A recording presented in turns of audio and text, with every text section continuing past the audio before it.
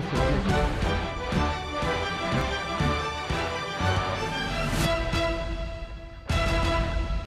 Estamos chegando, o programa Fala a Verdade ao vivo para 11 cidades, pela NET, Cabo Net, Vivo Fibra TV e também, claro, ao vivo pelo Facebook. Ao meu lado, Gurupi Martins. Muito boa tarde, Nilson. Muito boa tarde, meu amigo. Eu faço um convite todo especial. Hoje é quarta-feira, dia 8 de fevereiro de 2017. Verão na capital, trabalho, sol e calor, mas à tarde chuva. E hoje, com certeza, teremos tempestade aqui no estúdio. Um tema que está pegando não só na cidade de Osasco, mas em todo o Brasil. A população tem que tomar conhecimento que a Unifiel está totalmente quebrada, uma das maiores universidades que nós temos no Brasil. E temos aqui 3 professores que vão falar sobre o dilema que estão passando lá. Já 6 meses de salários atrasados. Agora eles tomaram uma iniciativa inédita lá, a reitoria. Demitir todos por justa causa, por não comparecer. Eu nunca vi isso. Eles vão falar daqui a pouco. Eu quero apresentar aqui para vocês. Aqui tem 2. Temos aqui o professor Antônio Carlos Roxo.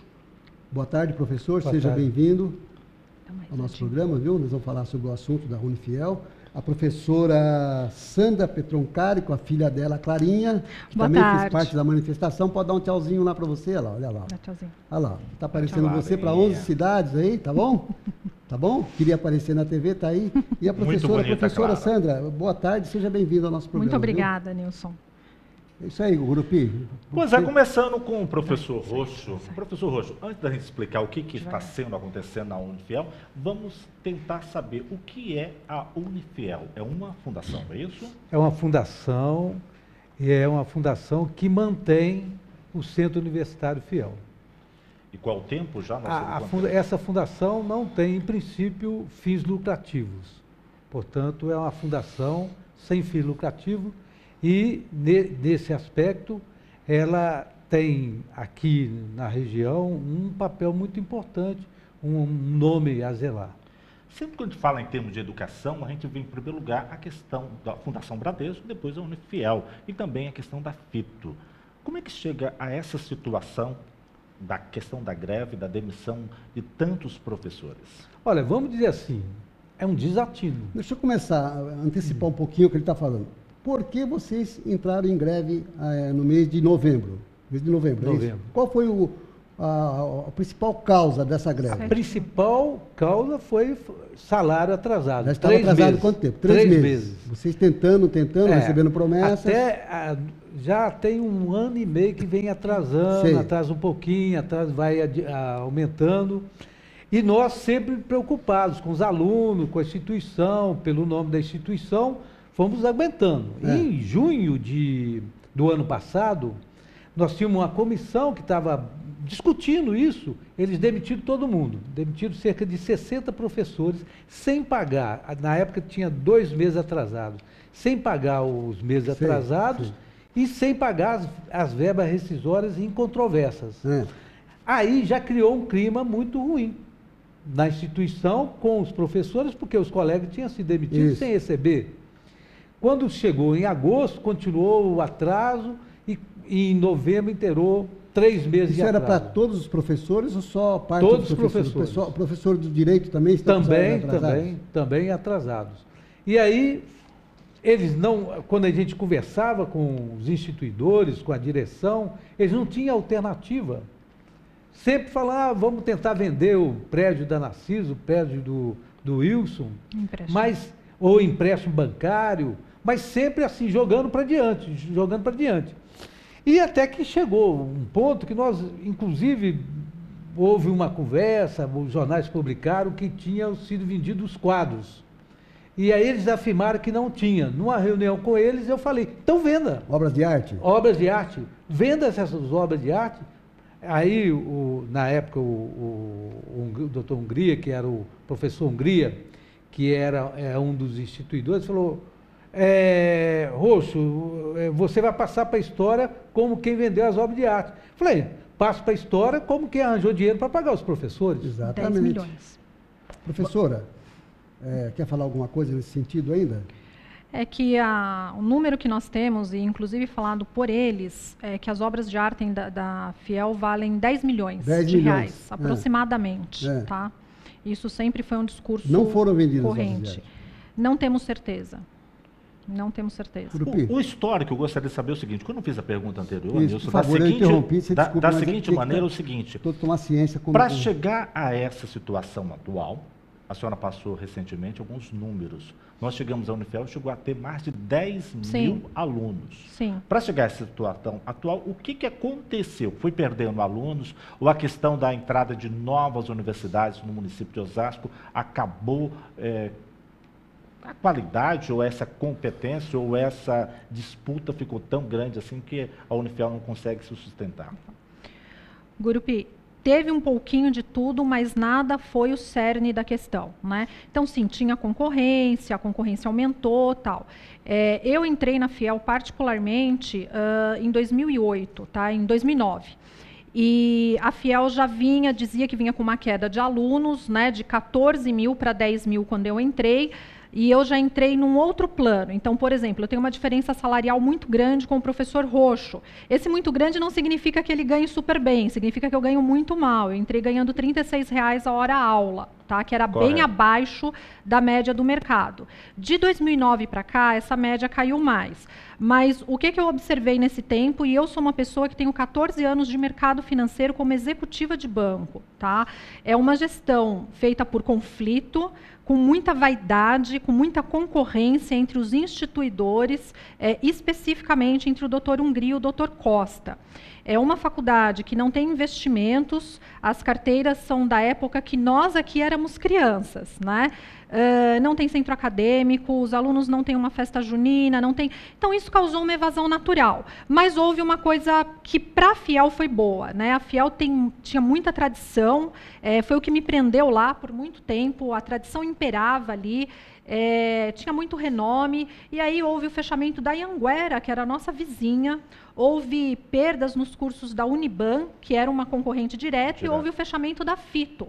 A Fiel ela não aproveita esse espaço e continua nessa trajetória dos instituidores se revezando no poder a cada ano, às vezes 2 anos, não são 2 anos, eles se revezavam a cada ano e cada um que subia trocava toda a equipe de confiança do outro. A senhora está falando do Dr. Hungria, entre o Dr. Hungria e o Dr. Costa. Que são os instituidores, né, dentre 5 famílias, eles são 2, mas são as 2 que efetivamente tocam o negócio, né? A senhora falou em 14 mil, depois 10 mil. Isso. Qual é o número atual de alunos na fechou o ano passado, o grupo, com 5.600 alunos, que cá entre nós entre aspas, um patrimônio maravilhoso ainda, né? Reduziu em 50%. Reduziu 50% ao longo do tempo e foi perdendo, na nossa visão dos professores, pela má gestão do negócio, porque nós estávamos lá e observávamos.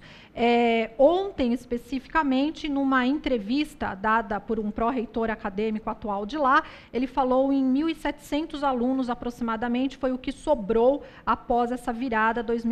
É possível manter uma instituição com 1.700 alunos, como é a Unifiel? Eu entendo, até como financista, que não. Por quê? Porque eu fui coordenadora, tive cargos de confiança, fui do CONCEP, eu tive acesso a números e sempre fui muito atuante dentro da faculdade, né? Recentemente, nós tivemos acesso aos salários do Dr. Hungria, do Dr. Costa, de todos os sobrinhos na curadoria da região, porque é uma informação pública, tá ok? Dado que é uma fundação. Né? Então, o Dr. Hungria e o Dr. Costa, aproximadamente R$75 mil.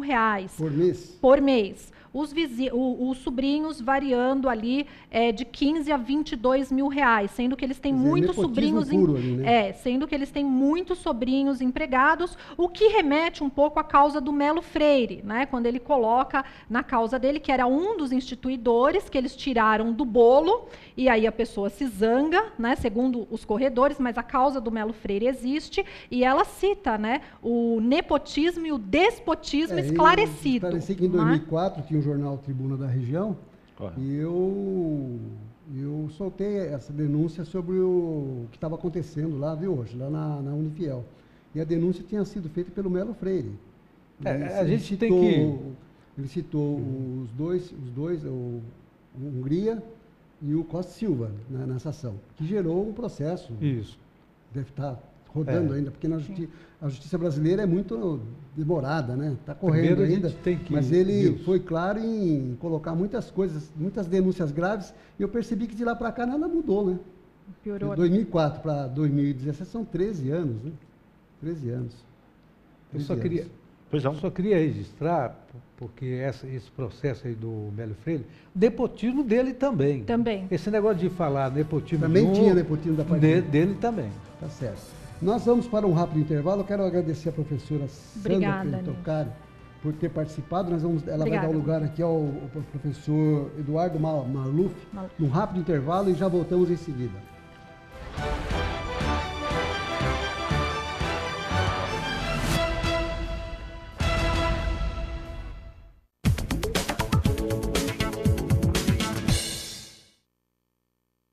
Sandiro Exames Radiográficos oferece serviços de radiografia panorâmicas, documentações ortodônticas e periapicais. Na VIP-TC, o cirurgião dentista pode tirar suas dúvidas no planejamento do implante através da tomografia. Cirurgião dentista, faça um bom planejamento dos seus tratamentos. Temos uma clínica bem equipada e preparada para servi-lo. Sandiro Exames Radiográfico e VIP-TC. Atende na rua Eloy Cândido Lopes, 338, no Jardim Agul. Unidade Barueri, Diro Radiologia, Rua Benedito Guerra Zendron, 37, Centro. Sandiro e VIP-TC, qualidade e eficiência no atendimento. Venha nos conhecer.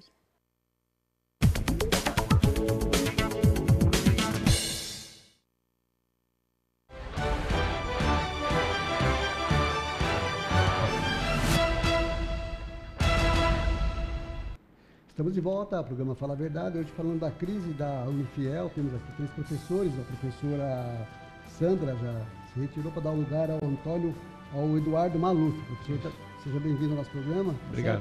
O Grupo Inés, esquecemos de falar sobre o WhatsApp. Pois é, o WhatsApp, eu te faço o convite.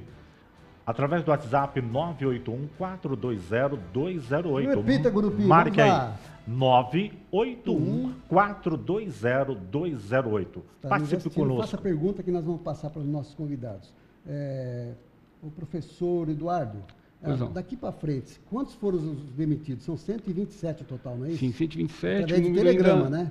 Telegrama, né? Tem o telegrama aí, você recebeu? Deixa eu apresentar aqui, né? Todos receberam esse telegrama. Aliás, que é uma prática usual da instituição, né? Que é o cúmulo, né? Quem está assinando o telegrama aí? O telegrama não é assinado. Não é? Né? Mesmo porque esse telegrama, nesse contexto, é uma ilegalidade, né? Vamos explicar. Vocês estão fazendo greve, estado de greve, não poderiam ser demitidos. Sim. Vocês não estão faltando serviço, vocês estão fazendo manifestação de greve, que é permitido no país. Sim. E, em hipótese nenhuma, se pode demitir grevistas. Sim, certo? exato. Inclusive, o tempo que existe uma lei que responda isso. O grevista está parado, a instituição é obrigada a pagar todos esses dias. Sim. E eles simplesmente demitiram vocês por justa causa. Justa causa por não comparecimento. Quais as providências que vocês vão tomar agora, daqui para frente? Não, providência simples. Que vocês deveriam ganhar tempo, né? Ah, não, com certeza.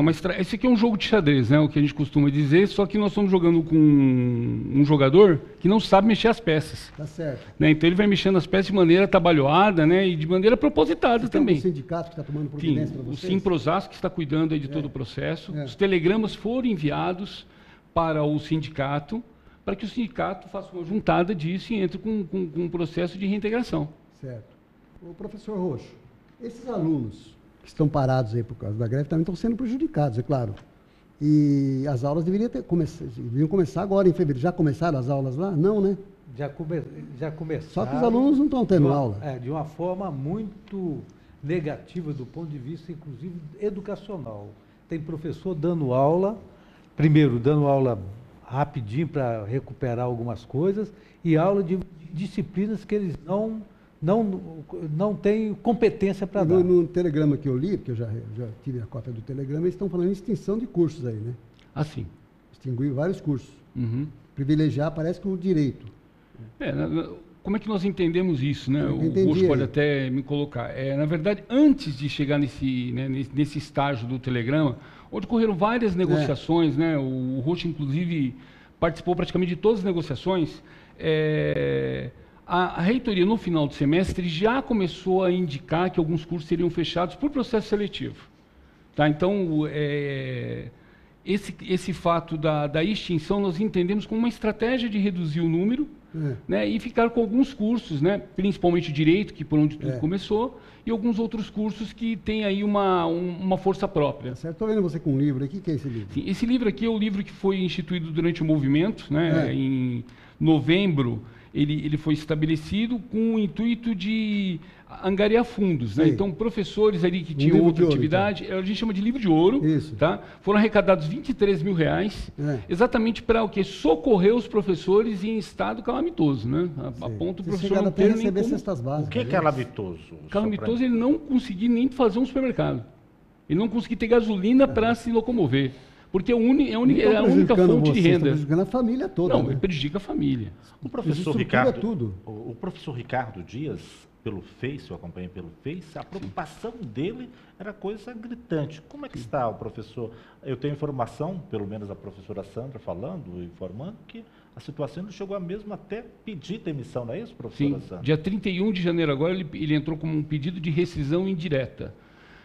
É exatamente o que a instituição... Não aguentou a pressão ou a situação? É isso que eles porque existem dois tipos de pressão que nós temos que entender, né? Primeiro, a pressão psicológica, porque cada dia é uma notícia, e uma notícia que distorce o direito, distorce, né, a humanidade, distorce a justiça, distorce tudo. Você pode imaginar relações interpessoais, relações empresariais. Eles distorcem tudo.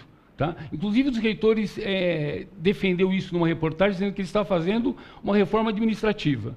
E eu digo para você, né, quem não tem competência não se estabelece. Reforma administrativa não se faz assim. Isso é verdade. Tá? Então, é um problema sério. E o professor Ricardo, até por uma questão pessoal, ele disse assim o seguinte: não aguento mais, foi a expressão que ele utilizou, né? E é muito ativo, muito esclarecido, um professor precioso.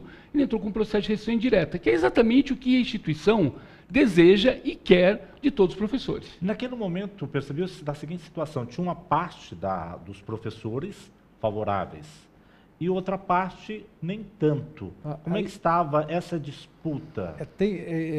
Essa disputa é o seguinte: nós fazemos assembleia, nas assembleias todos os professores podem participar, e os professores que eram contra a greve iam e perdiam todas as votações. Só que, antidemocraticamente, eles não respeitavam a decisão da maioria. A maioria dos professores em todas as assembleias sempre foram de professores que defendiam a greve. Nilson, através do WhatsApp 981-420-208, muita gente já participando. É o caso do Rafael, ele pergunta: me formei de design gráfico, digital na Unifiel. Sei que a Unifiel fechou as portas e se eu precisar de um histórico ou de um serviço na secretaria, o que fazer, o que devo fazer? Está funcionando essa parte? Está funcionando. Então, não vamos se estabelecer o terror. Lá tá funcionando. A parte administrativa da secretaria funciona principalmente quando o cidadão chega lá para fazer nova matrícula, que é novato, está aberto, perfeito, com toda a gentileza. O Alessandro Marins Moraes, ele fala: é estranho, as mensalidades da Unifiel é uma das mais caras da região. A demanda de alunos continua altíssima. É desvio ou é má gestão?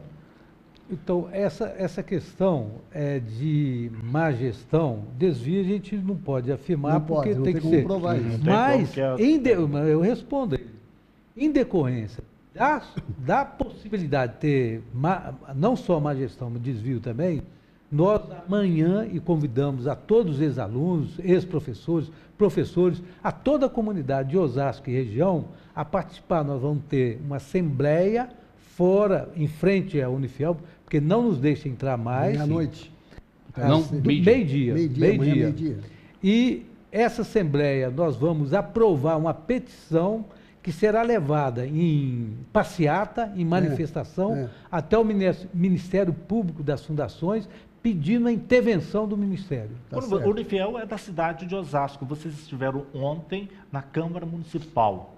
Como é que foi lá? Nós fomos muito bem recebidos, encontrei com o Nilson lá, e todos os vereadores que nós conversamos foram unânimes em defender a instituição, querer salvaguardar essa instituição que é o símbolo de Osasco. Então, isso é necessário, a gente acompanhar isso. Nós conversamos com o presidente, o doutor Lindoso, e ele ficou de marcar uma reunião com a mesa, conosco, com a nossa comissão, e possivelmente também chamar a secretária de Educação do município, porque isso afeta a educação de um modo geral, no sentido de a gente conversar, esclarecer e tomar medidas que o município possa tomar a favor da não destruição da Unifiel, da recuperação da Unifiel, mas tirando os instituidores e tirando a atual direção. O doutor Cocuza, eu acho que... Franco Cocuza. Franco Cocuza, o doutor Cocuza. Ele é um novo membro da direção da instituição. Ele é o pró-reitor de Relações Comunitárias, não é isso? E está tendo esse diálogo? Não. O doutor Cocuza, que é professor, ele inclusive participava das nossas assembleias, defendia a não greve, mas não respeitava a decisão da maioria. A doutora Inês também participava desse... Participava e não concordava. Não concordava, discutia, porque é natural.